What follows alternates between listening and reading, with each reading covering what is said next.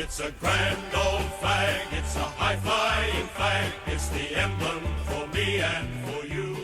Hello everyone and welcome back to the Parkfield podcast, brought to you by O'Brien Real Estate, Keysborough and MV Play Streaming.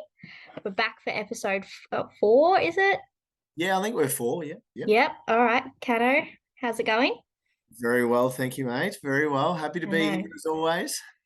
Beautiful. And our special guest for this week, Anthony Stubbs, how's it going? You can just say guest. There's nothing special about me. No, of course. We always have a special guest and you're our chosen one for this week.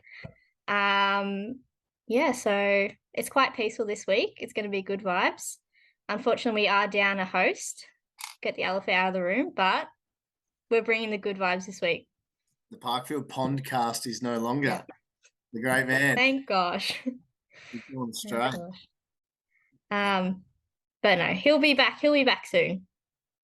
But we wish Poddy all the best with his recovery, just dealing with a bout of concussion at the moment from a little bit of late night antics, a poor bugger. But we wish him all the best. Saw him today. He's in good spirits, but just not bringing the energy. Wouldn't be bringing the vibes, the energy. It's Marbo, it's the vibe. Just not bringing it. Yeah, exactly. I think he needs a week off anyway. He needs the time. I can imagine after doing a podcast with Nico, you'd probably need to reevaluate your life if this is something that you want to do. And so maybe that's a bit of the backstory as to why he decided to, get up to some late night antics and just wipe himself out for a little bit. We're trying not to bring up the actual reason why he's not here tonight, but Stubbsy, thanks for letting the cat out of the bag. Thank you. You said late night antics before I did. Yeah, I think it was you, Canno. Come on, Stevie. You can't put that back on me. Oh, man. No, he'll be back soon. But anyway, we'll carry the show for him tonight. Enough about Poddy. Yeah, no, let's stop talking about him. We don't need to. All right, let's jump straight into match reports, I guess, get them out of the way. Canno, how'd the ones go? Yeah, not so good, Jordie Gill. Not so good. Unfortunately, we ended up hosting HSD at home on Saturday. HSD's ground. They haven't been able to mow it, actually. With all the rain, the council mower will get bogged. So the boys are telling me that training tonight, as in Tuesday night training, it was bring your mower to training night. They were going to push their John Deeres and rover mowers around the outfield to try and get it down so they could potentially get onto their home ground this weekend. But we ended up hosting them on Saturday at Parkfield. We batted first, got off to a cracking start actually, again, from our lads. We ended up getting 171. Fantastic opening stand from Nate Kramer and Dishy. Dyslexic again in the runs. I think he ended up with about 60. Really, really good effort from Dishy. But unfortunately, it wasn't quite enough. HSD have some pretty good players, and they both got firing, and ended up chasing down our score 6 down. So a bit disappointing in the end. A few missed opportunities, but still a lot of positives to take out of the game. There are a few winners. Special mention to Sanjay, high score in the ones. And fielded like a demon as well. Was probably +4 or 5 in the field. So good-looking man and great age bracket. And, his highest score for the club in the one. So really happy with Sanj. Great effort from him. But good stuff, Sanj. Yeah, good man. But unfortunately, he didn't get the chockies. Jordie, the twos? Yep. So because of HSD's ground, the twos were meant to play them on the Saturday, but we then got moved to the Sunday to play at our ground. So we bowled first. So I'm guessing they won the toss and then elected to bat. I'm pretty sure by the time I got there was already 2 early wickets gone, and then another third. But then they just had a batsman come out and just absolutely knock it around. And he ended up scoring 80, and then eventually got out. But he was their top scorer. Not many other people except the opener doing much. And we got them 9 for 180. So it's a good score at Parkfield. And we bowled fairly well. I don't remember a lot of it. but Sully was our highest wicket taker, going 3 for 48. And then the wickets were just shared around a bit. We went out to bat. As I said, I was there, but then I took a nap for the second half because, it was a Sunday, so I didn't see a lot of this one. I think we got, I honestly don't know what really happened with the batting, but Ty's scores were Lobo on 26, so he had a good knock, and Tony for 25. And we just couldn't chase the runs down in the end. And we got all out for 100. So a lot to work on in the twos, but hopefully we can bounce back next week. How the thirds go? Geez, see why Poddy doesn't maybe have the best vibes, because the poor thirds fell victim to Limbrook on the weekend out at Limbrook. Fortunately, only scratched our way to 114. The only real score to speak of there is our boy Jordie Coots, 55, opening up the stick. So well done, Jordie Coots, but struggled to find partners throughout the innings, unfortunately. Ruben, first game back in a while, I believe, was an able partner for him for a while there, but they just couldn't really get going and put on a decent score. Limbrook's come out and just belted them around and chased it none down. So unfortunately, we've lost there, but I think it's worth noting a lot of unavailabilities lately. So just getting a couple of teams up, it's been tricky. Injuries at the top end of filter down. So you lose a couple of guys in the top grade through injury. A couple of guys in the second grade have fallen injured as well. So, there's all of a sudden 4 spots you got to fill from beneath. And we know this time of year is always tricky. It's spring carnival, it's exams, it's this, it's that. So tricky to fill these sides, but we're going out and competing every week. So, we'll keep fronting up. And the one day boys, Shawnee and the lads down there, Jordie, how did they go? Yeah, they went down to Berwickfields Primary School and played Narry Warren. I think Narry Warren, they must have batted first. Their opener made 53, so that was a good knock. We had them 1 for 27, 2 for 60, so got a few good steady wickets throughout the day. But they ended up 9 for 174, batting out their overs. Who took wickets? Who's that? Caleb Johnston took 3 for 18 off 3 overs. Oh, yeah. Young Caleb, I believe, yeah. And nice. Travis Johnston took 2 for 28 off 6 overs. They're related? They might be. That is a great question, Jordan. I am not doing a DNA test. No, definitely not. Oh, wait, hang on. Oh, no, that was our batting. That wasn't our. That wasn't our. Oh, Look at the wrong one. This is why I don't do the well-oiled machine we are. No, okay, sorry. So they batted first. Let me get the actual scores up. So their opener made 57. Oh, we got an early wicket, 1 for 6. Yeah, so they ended up making 9 for 174. And okay. Oh, is that Naymat? Naymat took a 5-fer. Yeah. 5 for 19 off 8 overs. Nat. Very good. Perfect. Yes, and then we went into bat. So Navin made a 53. Hey, nice. And then the runs were kind of shared across the rest of the batsmen, but we just couldn't get there. We ended 8 for 124. Oh, bad luck. Hey, great to see a former junior club champion in Naymat back at the club playing with his old mate Fury, so that's great. 5-fer. Michelle, love it. Wow. Women's, are we on? Perfect. So our women's Shield side didn't have a game this week, but our twos did play, and we were down at Tatterston on Sunday, and did we bat first? I'm not exactly sure. But we went out there. Our openers in Sienna and Meb made 11 and 12. So awesome job by them. They both retired. So our top 4 all retired, not out. So if you know, like the twos, they get 20 balls to face or they retire at 20. Yep. So they all retired, not out. And then we ended on 3 for 85 overall. So awesome job by them. And then we went out to bowl. And unfortunately, Alston Wick did pass us in the last over. So really tough to see. Our girls are getting closer and closer each week to getting that first win on the board, or not the first win, but their second win. But yeah, they're getting so much closer each week, and it's really good to see. Only the 2 wickets taken by Meb and Sienna, but yeah, as I said, like I'm hearing they're just growing each week, so it's really exciting when they get that next win on the board. Excellent.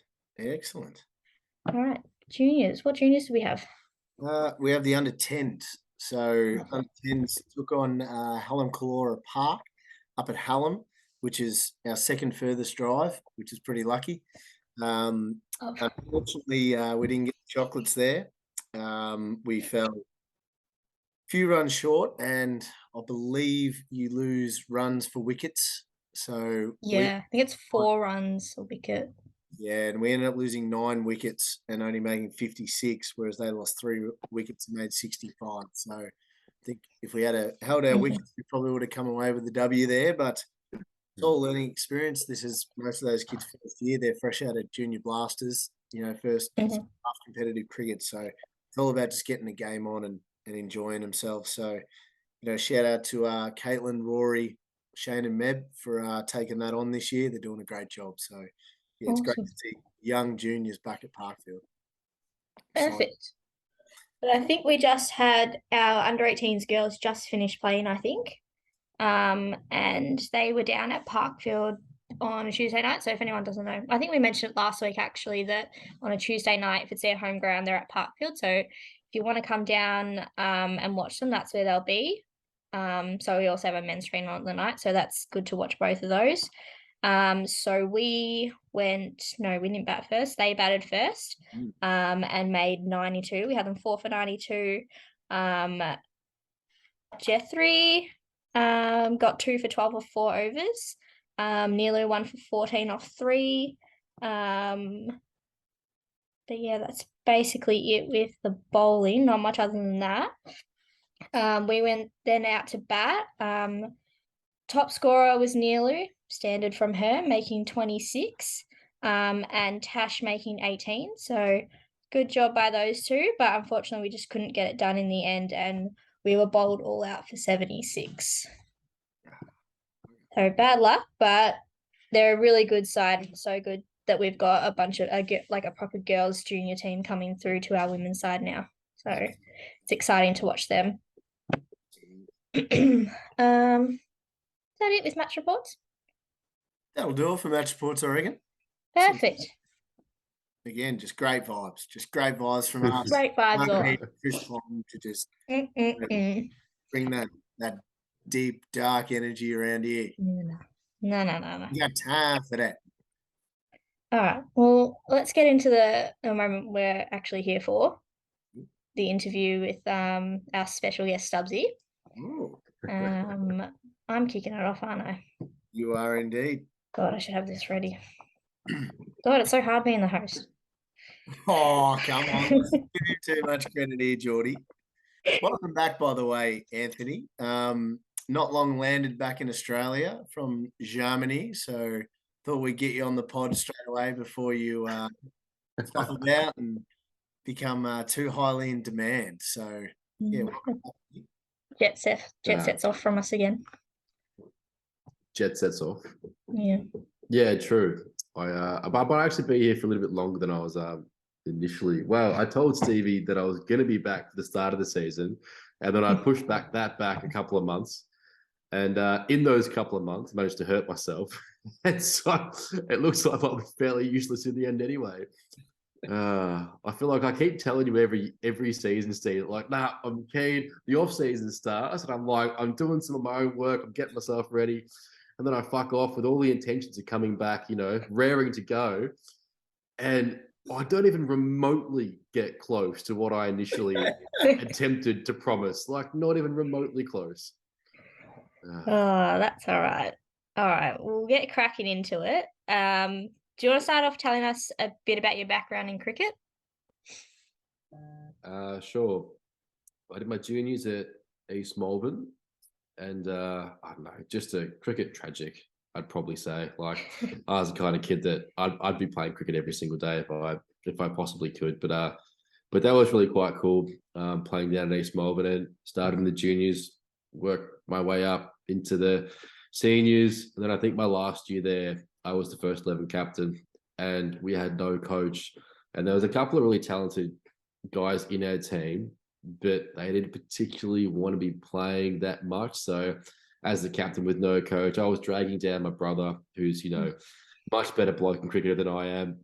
I had two really good mates, the Land twins, who Stevie's met. They're ultra talented, and they weren't too keen, and it just got kind of shitty towards the end. But when I had the opportunity to go down and play grade cricket, they called a meeting to bring us all down there and kind of have a please explain type thing as to why we were leaving the club. It was all kind of a bit of a big farce in the end, which is why when I did leave grade cricket, I had no intentions of going back there. But managed to make some wonderful friends, at Hawthorn Monash and Kingston Hawks. Love my time with Janzi. I was having a chat with him yesterday. Was it actually? And he referred me a bowler as well that I was coaching today too. So he's just been terrific. And also probably from those 2 years I had with him, were probably two of my best years, especially with the bat. And I think it just goes to show that when you've got a coach and you've got players that believe in you, it really can bring out your best cricket. And so culture's huge, And then I don't know, with a background in sports science, having done a bit of my own fast bowling coaching, or got some fast bowling coaching and managed to convolute it and confuse it to no end, thinking about almost anything and everything, which caused a bunch of issues with then head coach Funky Miller. He wasn't too pleased with with my approach, and in fairness, he was right. But look, I learned some good lessons there about, probably you got to focus on the other end of the wicket. You can't just focus on your end of the wicket. And I think I might have won the third 11 batting award that year with 68, an average of something like that. I don't know, taking the piss back in the threes, as you sometimes do when you're a talented third grade cricketer. Yeah, perfect. And you've been at Parkfield for quite a number of years now. How'd you end up getting here? Well, when one of my, best mates decided to leave grade cricket, I think I realized I was happy. I didn't really want to be there anymore. And, if Stevie was going there, I was happy to join. And I think when Steve also found out I was happy to come down, him and Matty Aslett seemed to make a big deal about trying to get me to come down as well, which I thought was very, very sweet. I actually had a couple offers, which I was kind of surprised at. I don't know. I probably didn't rate myself that much, but I overrated myself in my own, you might say, egotistical bubble in my little self-confidence type thing. But I don't know, realistically, bat and bowl a little bit. But I was really happy to come down and play at Parkfield. And I told Nico as well. I then had to go and tell Funk that, Funk, I didn't try and steal Nico to come down, in which case I probably in some ways did. But it was great to just have me, Nico, and Stevie down there. I do love the kid as much as he frustrates me sometimes with his stupid Facebook posts. But yeah, so that was terrific. But I think that was the only full season I've played. I think since then I've got a couple of half seasons in and one notorious single game. Oh. Yeah, I feel like I never know when you pop up throughout the season. Like, Stubbsy's back. Here we go. If you've got me on the social media, then you can kind of follow the naked booty pics around the the wonderful locations around the world. Make it go on the couch. Stubbsy's back. And you mentioned a little bit before about your sports science and your coaching the fast bowler now. Do you want to tell us a bit about that, kind of where that passion came from and where's it taken you since? Yeah, why not? I mean, when I finished sports science, I think sports science really shit to grade. And a few of my mates, Stevie knows Jay, we have a few good rants about the degree sports science. It doesn't really set you up for anything. So when I finished sports science, I became an overqualified personal trainer. I got, you might say, somewhat lucky that I ended up at a facility that had some wonderful networks. The owner was a massive cock out, as Stevie will tell you as well, because I did drag Stevie and Nico down to do some sessions down there. But that was pretty good to, I think, be exposed to some elite athletes, also build up some great networks and develop the physical side of what I'd call performance. And I think there's four sort of key pillars when you look at performance, which is your physical side, your technical side, your tactical, and your mental. And so I had the physical side. I also had a large number of female clients that I really enjoyed coaching, and that probably gave me an opportunity to branch a bit more into the mental side. Body image in the gym is a pretty important topic, because I'd have a lot of women that would come down to me with the intention or the perspective that when they achieve this body, then they'll be happy. But that sets you up for failure. So it's like, well, there's a responsibility here to be like, we've got to find some appreciation in what you've got right now, while we also do some work, which we'll enjoy. And so I enjoyed that side of, I guess, helping people realize their potential or realize they're more than what they are. And when it came to, say, fast bowling, when I got my own coaching and I started to learn a little bit more, I remember looking at some of the other coaches that were doing some stuff at some point and just thinking, I reckon I know more than that. I reckon I can do better than that. And it's probably a consequence of a lot of the fast bowling coaches out there, they're ex-players. And so you've got the experience of what you did to get the best out of yourself and what you've seen other people do, but probably not as much of an underlying understanding of, what technique is, what you can do to, say, take an individual, what their limitations are to make them better. And that's when I started the fast bowler, which was then called high performance cricket, because that's the classic slang that you throw out: performance coach, high performance coach, blah, blah, blah, blah, all a bunch of fucking token names that make you sound really, really good. But I thought I just wanted something that was easy to Google. So I just picked the fast bowler. And it's funny. I was probably only coaching face to face for about 4 months until I flew overseas. So it kind of strangely merged or evolved into an online business really, really quickly. And that's probably one of the things that I've told Joe a couple of times and a few people, that I'm probably the most grateful for the fact that, because I met Joe and I gave up, I think, 85% of my income, which was in-person S&C, and I quit that and went overseas, I had to figure out a way to do the fast bowling stuff online. And Mum still, when people ask her, so what's Anthony doing? Oh, he's an online fast bowling coach. People kind of, think, how the fuck do you do that? It's quite an absurd thing. But I sat back and thought about it one day and thought, it's actually the most logical thing to do when you think that if you have a question or you want to improve on something, where's the first place you usually go? Usually onto social media, usually onto Google, and you try to find information to then coach yourself. All I offer is I'll do it for you. And so for those who, might not have access to, decent coaches, or those who, might like my certain style of communication and vibes and, and the way that I like to have fun with it, I guess, it sort of works really, really well. So I've been lucky to have clients around the world, which is kind of pretty crazy thing to think about. Yeah, crazy. That sounds awesome though. And also everyone go follow the fast bowler on social media as well. Keep them up. There's no gorgeous nudes in nature on that one, sadly. Hey, mate, now that you've been on the Parkfield Poddy, you watch those followers just spike. Exactly. Mate, We get mad views.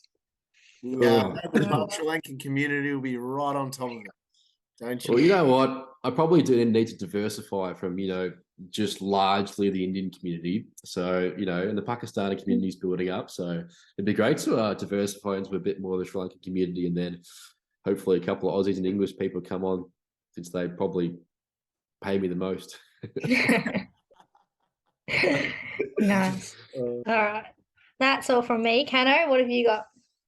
Well, continuing on from at the fast bowler, living in Germany, following your lovely girlfriend Joe around, how on earth do you tie in coaching fast bowling when you're covered under snow in a German winter / you're in the middle of Europe.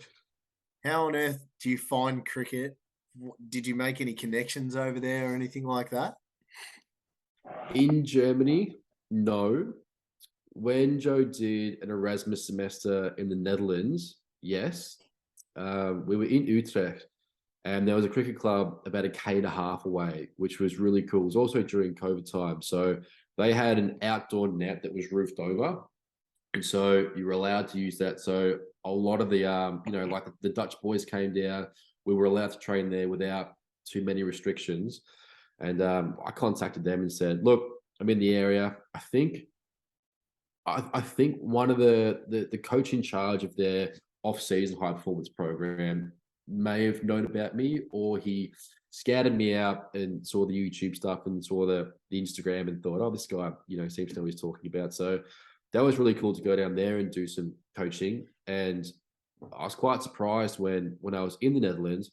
I think I had 5 or 6 people come down and pay me for a private session just because they knew me through that social media. I also had the chance to start the masterclass series that I kind of put on YouTube, where I'd mic myself up and I'd go through a fast bowling session, and I was able to mic up some of the other guys as well and sort of create some cool content. But funnily enough, when you talk about coaching in Germany, I recently, before I flew back to Australia, I had a bloke from England, London, drive all the way from London to Germany just to do a session with me in winter in sludgy mud. I think he drove 13 hours just to meet me, just to do a session. And I was I didn't charge him for it because I thought, mate, you fucking invested God knows how much in petrol. Oh my God. Passport Yeah, that was absurd. After Brexit, he would have had to have gone through passport control just to come and see. I won't even drive 25 minutes up the road to East Melbourne to come for a hit.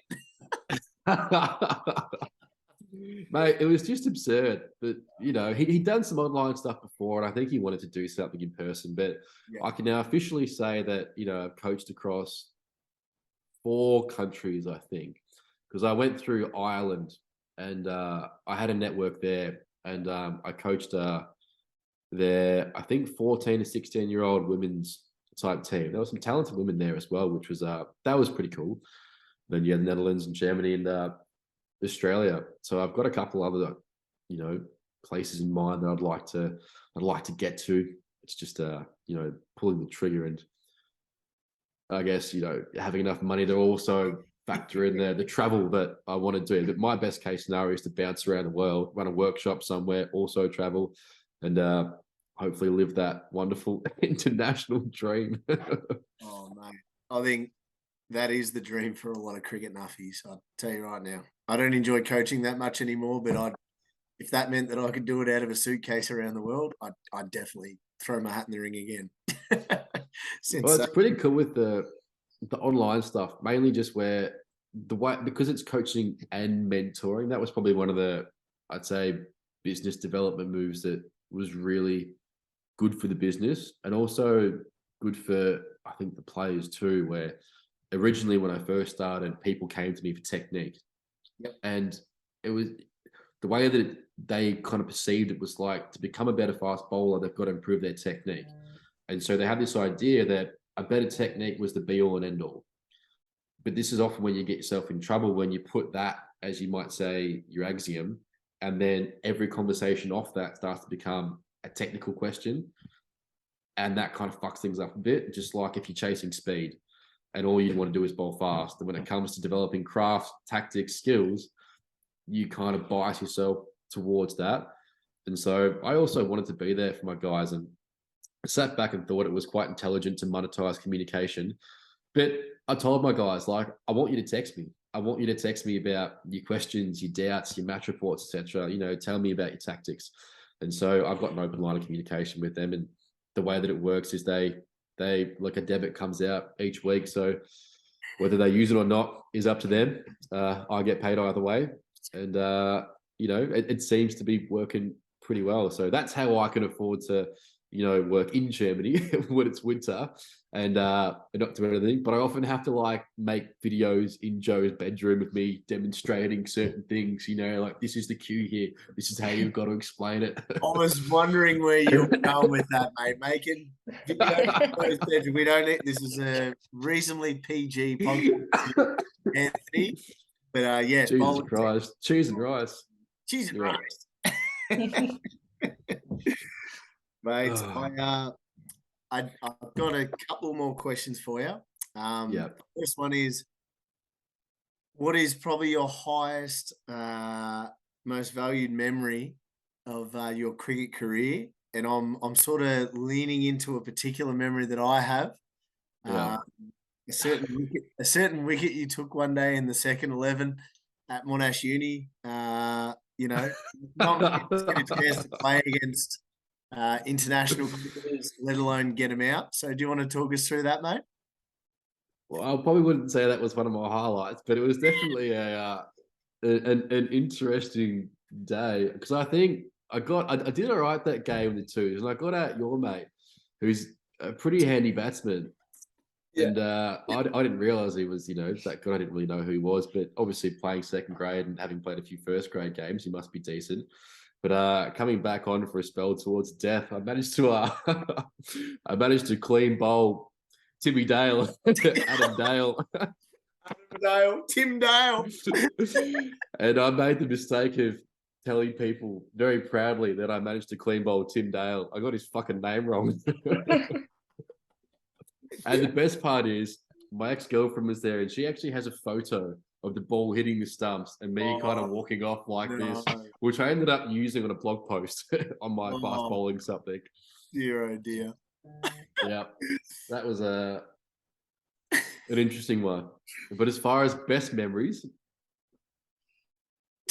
I actually tried to think about, what would be a best memory. And like, I can't go past the, our night in the showers until security had to come and tell us off. But that wasn't really cricket related. But I actually did think of one that I thought was, Parkfield related. Oh, two actually. Parkfield related was good. That semi-final when we, batted on the worst wicket I've probably ever played on in my life. And, Goody toiled away for probably 30 or 40 overs to get 20. And I think I came out there just before lunch and just, I couldn't put bat on ball. And so, and I remember me and Wayne had a good partnership. And I think I batted for 40 or 50 overs and also made 20. I think Wayne made 16, and then Taylor got a couple of runs. And it was a difference between being rolled for 50 and making 107, I think it was. And managed to set something up. And then, old mate, Nico, fucking Jeffrey, did pretty well the next week when the wicket was flatter. And it was just, I don't know, it's those kinds of games when me and Wayno, when we were out there, like, we really built a good bond there. And that was just something I kind of remember going, like, if we can just get a couple more runs, it'll be great. And 4 overs go past, you haven't touched the ball, but we're still kind of nugging at it. That was really good. Yeah. But I did think of one from the first year that I loved. It was after the first game. It was the first game, I don't know if you remember, but I bowled 8 overs and I couldn't put a ball on the stumps. It was all fucking like 5th, 6th stump wide. My technique felt shit. I wasn't happy. And Belly's probably sitting there going like, Stevie, who the fuck is this guy that you brought over? Like, this guy's fucking terrible. Matty Haslett's trying to cheer me up too, like, which was really, really sweet, but it just didn't work. I only went for, I think it was 12 or 13 runs, but when you bowl the ball that far away from the batsman, and they don't necessarily call wides that often in 2-day cricket, it was just a wasted spell. And then the next game, I think I came on and bowled 16 in my opening set. And then Stevie came on for 4. And then afterwards, I think I came back on and I bowled out the rest of the day. I think I ended up bowling 33 overs and took 4 for or something. And I think like my hammy started to go towards the end. But it was so funny where Belly would be like, you're right, Stubbs. You're right. Yeah, I'm pretty good. Maybe just one more. And then I get a wicket. All right, go for a little bit longer. 2 or 3 overs later. You're right, Stubbsy. You're right, Stubbsy. Nah, I'm good, man. I'm good, mate. All right, maybe just one more. I've got another wicket. And I didn't want to stop bowling. It was just so cool. I And love how couldn't you walk. just slid in that it was 4 for when you really held back. But I'll put myself out there. I dropped the 5th. Oh, that's right. I forgot about that. I chirped out Jacketine when he was on about Oh. 6, and I dropped him the next ball at short cover, and he went on to make 60 or 70 and nearly won the game for him. He hit me inside out over cover for 6. I don't think that's ever been done. It was such a fucking good shot too. But now that you pointed out the 4 for, I think against Narry South the week after I got 5 for, and that was good. So at least I can say I've got a 5 for the club, which was nice. I think Matty got 4 for that day, so I pipped him that day. That was a good day. We still lost, but geez, we bowled. I know. We still fucking lost. Mate. We won a flag. You know, there were some wins in there. Yeah. We won premierships. You do. Yeah. They come along, but they're not funny. Yeah, no, they're not.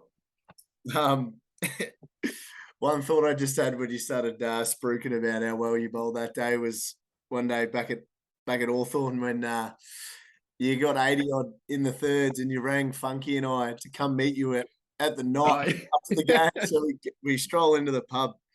For those of you playing along at home, we stroll into the pub thinking, Stubbsy's just keen to have a beer. He was sat down with a jug and a pop glass in front of himself, going through the scorebook, like, did you guys get a win? Yeah, and I got 83. And he proceeded to count us through his whole innings, talking us through ball by ball what he did. And then I hit a 4. That one was through the covers. Then I got a single, so I got off strong. I just turned it off my hip. It took over an hour.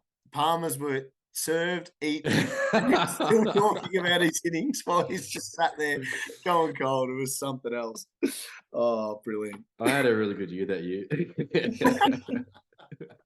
And I was captain, I think. So I had the scorebook every game. You know, funnily enough, I was a bit of a stats nuffy. So I actually I take a sheet out of the scorebook and I'd write up all my scores for the season, you know, dot by ball, the dot balls and stuff, and have that there. And I used to put that on my bedroom wall as a bit of a motivational type thing, you could call it, because I just really wanted to add more runs to that. My motivations have since become less selfish, and Eddie 50 got pinned to the ceiling, so you could just really watch it till you went to sleep at night. Oh, mate. The last thing I wanted to ask you about was, and I know you get this quite often on at the Fast Bowler, but what are the best drills to bowl fast? I want your best drills. Just imagine I'm a young cricketer coming out of Hyderabad or something like that, fresh to Instagram. I just want to know, what are your best drills for bowling fast? You then get a bit of a spiel about how there's no such thing. There's also no such thing as a perfect action. And if you're going to ask me a general question, you're going to get a really, really general answer, like, you know, just running faster, slam the front leg down and bowl with a non-bowling arm, etc. It's interesting because, like, my gripe with that is the mindset that goes with it. And I can't blame those kids. Like, there's such a, you might say, a fundamental misunderstanding about how to develop yourself as a fast bowler. So the best question that these poor kids can ask is, what's the best drill, or how do I fix this? As if we're a bunch of robots and you're like missing a screw. You know, there's no such thing as a fix. Like, but I try my best to explain some of these things, and there probably are. I think as I've probably refined the drills down to a couple. I would say that I'm consistently giving to everyone, and there's a few cues in there as well, which I really like. But I'd probably honestly say, like, if I could pick one, it'd be a running mechanics drill where you get yourself moving the hips and shoulders. Like, all movement is rotation, and that kind of confuses people to be like, everything is rotation. How do I go in a straight line then? But it's how you rotate that allows you to go in a straight line. Because if I think about my elbows fixed, you know, I'm rotating around a fixed point.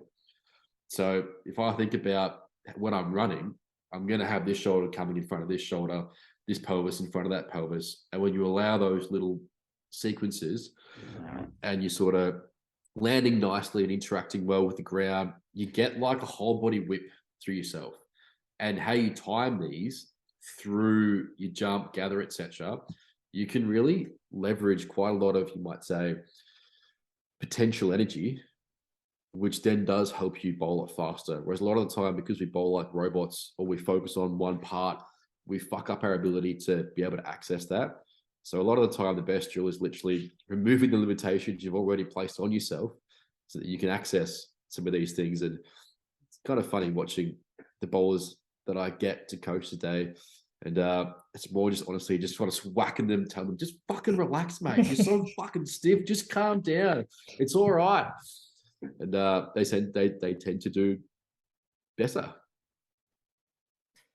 That's my best drill. All right. Or the best answer. Any I could give a fast different bowlers answer every listening out time. there, just employ Stubbsy to come and bash you at the top of your mark and slap you around and tell you to relax. Beautiful.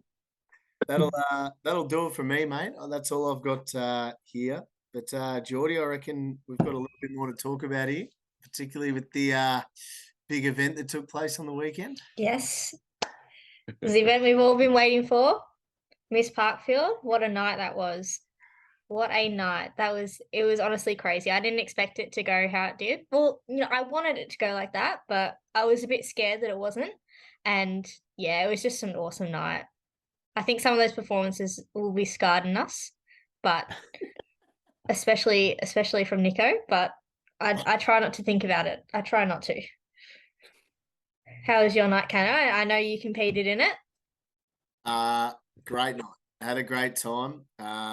What bloke doesn't like dressing up in sort of half heels, a skirt, dress? I've already said too much, but had a ball. Did you borrow Kayla's? Nah, mate, no. Unfortunately, Kayla's got some class, so her outfits weren't appropriate for my character as Kayla, why are you dressed as slutty enough? God damn it. Right. Old racy Stacey from Grey Streets in Kilda. She didn't have much class, so unfortunately Kayla's outfits didn't cut it. So it was a midnight dash to Kmart, and even they didn't have enough risque stuff. So yeah, I left the tags on, so hopefully I can get back and return them with a receipt this week. Oh, God. I had a ball, Jordie. Had an absolute ball. Great laugh. 6 contestants, 6 of the lads. You guys had in front of the stage, but man, in the green room, we'll call it, we had an absolute ball, drinking beer. It was absolute chaos, wasn't it? It was fantastic. Oh, yeah. The contestants too. It takes yeah. Congratulations to the balls. What was it? The hot sauce? What was his name? I don't know, something like that. Sanjay, who took out Miss Parkfield for the night. Commiserations to everyone else. I think what the toughest part of the night for me was? Everyone coming up to me and saying that my brother looks better in my clothes than me. Yes, he did. Yeah, Jordie, I'm sorry. You're not even the best looking daughter in the family anymore. So. Absolutely ridiculous. He's been prepping for this for years. Oh, natural hair. Yeah, who the hell do you think made him look like that? I deserve some bloody credit here. I don't know. He's been working on it for 3 or 4 years, brushing his hair. Do you know how hard it was trying to do his makeup while he's, the toy that he had on the nights, him slapping that across my face for 10 minutes? Oh, God. Oh, mate, it ridiculous. It was something else. Oh, that green room was disgusting.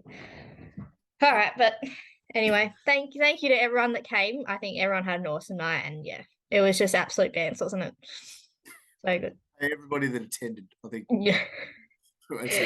Came. Yep. Inappropriate. Who attended? But thank you very much. All right, cool. What's our next function? We'll look forward to the next one. We've got our Ladies' Day on Saturday, the 10th of December. So it's our Ladies' Day fiesta. All of our ticket prices are on the event page at the moment. Also, if you've got anything you want to donate to the club in terms of prizes and things you got lying around the house, bowls of wine, cheese board, whatever. Come see me, send me a message. We'll be doing raffles and stuff throughout the day. So it'd be good if we can have that to give to our wonderful ladies. Spread the word, get them all down. It's going to be a really good day for us, and we just want to celebrate all of our beautiful women. So yeah, come on down. What do we got next? Upcoming matches, Jordie. That's you, isn't it? That is me, and obviously I'm super prepared, being the that I am. And next week will be round 5. So Parkfield will be hosting Doverton, team fresh up from. Hey, settle down. Your father was Miss Doverton. No, my brother was also Miss Doverton. Oh dear, oh dear. Yes, we will be hosting Doverton at home on Saturday. In the first 11. So Doverton's fresh up from Turf 3, so it's probably a side with winning form. So yeah, we'll just take it as it comes, and hopefully we come away with a W. I'm assuming Turf 2 has Doverton as well at Doverton. Would make sense, eh? Yeah, pretty switched on with that one there. Now moving on to Turf 5, I believe they have Narry North at home at Tatterson. That's what Mike's telling me anyway. So yeah, hopefully we can get back on the winners list there in Turf 5. Back on the home patch at Tatterson. We play that ground pretty well. So yeah, a couple of good scores from Jordie. So yeah, hopefully someone else can join in this week and put on some meaningful partnerships. The one dayers, Shawnee Fears lads, they are taking on local rivals Silverton. Which will actually be a good bout, actually, at Turner Reserve. So quite short square there next to Silverton Primary School. Remember playing juniors there. I had a very, very funny day there. Actually watched one of the guys attempt a Matai Maralitharan delivery, and it missed the pitch by an absolute mile. It was one of the I genuinely nearly wet my pants. I was laughing so hard. Under 15s. There's a bit of trivia for you, Stubbsy. You're welcome, mate. Thanks, mate. Here we got you on for a reason. Yeah, then we have the under 10s, which I can see here. They will be taking on Silverton as well on Friday night at Turner Reserve. So the young fellas can be planting some balls up into the long grass on the hill there, and the one day lads can fetch them out. But yeah, a couple of local rival games there, so that's good to see. We love that. Sweet. Women's? Do you want me to do the women's? Yeah, take it away, Jordie. Perfect. So our shield side are back this week. We start our one-day competition. So we've just finished our T20s, and now we're moving to one-dayers. We are playing Edinburgh at Parkfield. Damn it, I'm away this week. 1 week I'm away, we're at Parkfield. All right. It's on Sunday. And our twos are playing Mackie. Mackie. Mackie at where's Mackie? Mackie Road, Bentley. Oh, yeah, cool. They're at Bailey Reserve on Sunday as well. Beautiful. Local one for us, Stubbler. Where's I've actually umpired a game there. That's the only place that I've ever umpired a game. Why on earth would you umpire cricket? You're a moron. I only did it once. Bit of extra pocket money, which didn't go very far because it wasn't much for a junior final type thing or something like that. Mate, we were missing an umpire in our first round of Beaconsfield. We switched the game from Sunday to Saturday, sort of during the week. So my theory is that the second umpire didn't get the message. So we had to square leg. And, mate, the umpire was ready to kick me off the ground because I couldn't even count to 6. I couldn't concentrate for long enough. I was useless. Absolutely. Hold on. I reckon I can now do that. I sort of got you found respect for him. I made this mistake back when I was East Melbourne's captain, and I was square leg umpiring, and I was on my phone. And one of our batsmen probably took 2 steps down the wicket, tried to slog sweep the ball, got stumped, and kind of got back. I gave him not out. I wasn't watching, and they were not happy with me. I think I might have umpired for it. I think it was also in like junk time as well, so that just made it even worse. Like we'd won the game, and now I'm sitting there rubbing salt in their wounds. I had to go up to their captain after the game, and I was like, "Look, mate, I wasn't watching. I was on my phone. I'm sorry. We had something similar at school cricket. A name a few might know, Dale Tormey, when he was still at Dandenong Yep. High School. Mate, we were watching him play another school. He was launching balls at police paddocks into the big gum tree. He was absolutely on fire, smoking them. When we come up against him, I think he got stumped when the keeper was back. Bundy, one of the boys, just grabbed the ball, threw it at the stumps, hit the stumps, and we all appealed. And the school teacher was doing reports on a clipboard folder. Looks up, oh yeah, out. Like Dale was in by an absolute mile. Out, stumped, see you later. And anyone who knows him, he took it really, really well, the Wombat. He was filthy. Never heard words like that come out of a year before, but yeah, he was not happy, the big fella. Listening, Dale, sucked in. And also, if you're listening, get a better hobby. Oh, dear.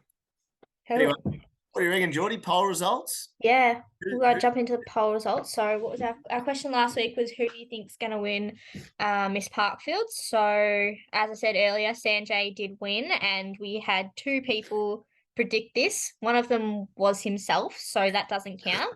So congratulations, Shane Couray, who predicted correctly. The person who got the most votes though was Riley, and he ended up coming equal 5th. So yeah. Can you blame him though? Like, I'm not gonna lie, he wore Tracy Payne's dress, and he was that good looking. Right. It was scary. I had to sort of check myself for a little bit. Oh dear. look, yeah. What a strange club Parkfield is. Oh, it's ridiculous. Oh, love it. Oh God. Wait, cool. So next week's poll, bit of a controversial one. Ooh. I know, right? But man catting, are you for it? Yes or no? For privacy reasons, I'll keep the person who suggested this anonymous, but they said yes. Yeah, pretty ordinary from Swizz. Pretty ordinary to bring that up. Oh Lord. Stubbsy, what's your thoughts on Mancad, mate? No, I don't like it.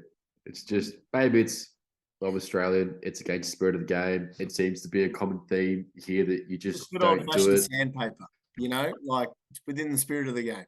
Get the sandpaper. That's It's a fair just point. weak. It's weak, isn't it? I think there's a fair point that, like, obviously a batsman's going to back up based on like how the bowler is going to come through and deliver the ball. So like if they were to release the ball, then at that point of release, they're probably going to be just coming out of the crease. So it's heavily weighted against the batter, which is where I think it's unfair. You know, if that bowler goes through and does everything how they normally do, the batsman will anticipate that. And so if you then decide to not bowl the ball, then obviously I reckon most batsmen are going to be out. They're probably, and that's, they're going to leave their crease, aren't they? yeah, not really fair. It's I one think of those so. things, like if a batsman is pissing off down the pitch early, then I would probably stop bowling and go, mate, what are you doing? Like, because you're just, again, against the spirit of the game. Whether or not I could actually go through with the Mancad, I don't think I could. But yeah, I mean, I don't think I've ever really had to do that. I haven't seen. I played a hell of a lot of cricket, and I haven't seen too many people take off blatantly early. They might take off like 1,000 arrows, you know, really quickly and get up the pitch. But to actually leave early, I don't think I've really seen anyone do that to cheat. You know what I mean? So No. yeah, I just hope that it doesn't occur in a match that I'm a part of again. Because it did happen in a match I was a part of a few years ago. Oh, I remember that. And even Travis D'Souza got fired up about it. So it's definitely Wow. I didn't even know. I don't think I've ever seen that. No. His voice went to like 3 decibels. It was incredible. Is that possible? Oh. Gee whiz. Unbelievable. Out on the piss on a Friday night, he was, Stubbsy.